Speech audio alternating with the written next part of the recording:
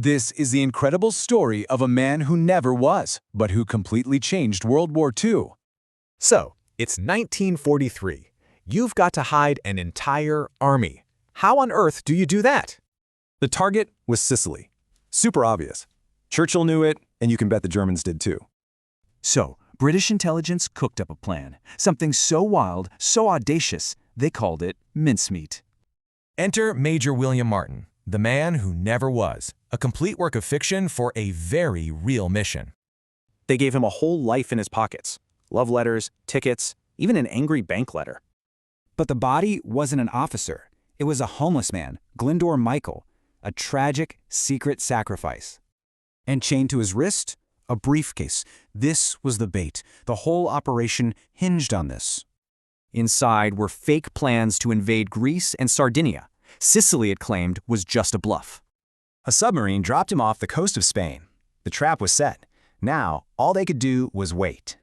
So, did the Germans reinforce Sicily? Not a single soldier. They fell for it, hook, line, and sinker. Instead, Hitler moved his troops to Greece. It was an absolutely stunning success for the Allies. But this kind of operation walks a fine line, right? Between what's useful and what's ethical. You see, Operation Mincemeat was a perfect early example of what we now call behavioral influencing. Basically, it's about getting inside your enemy's head, influencing how they think, feel, and ultimately act.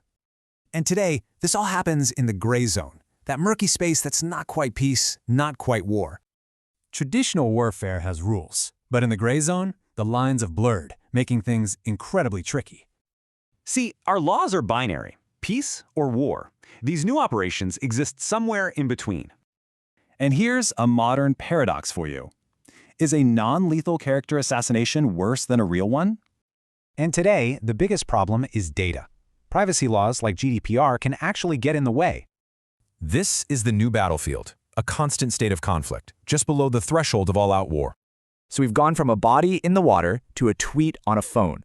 The methods changed, but have the rules.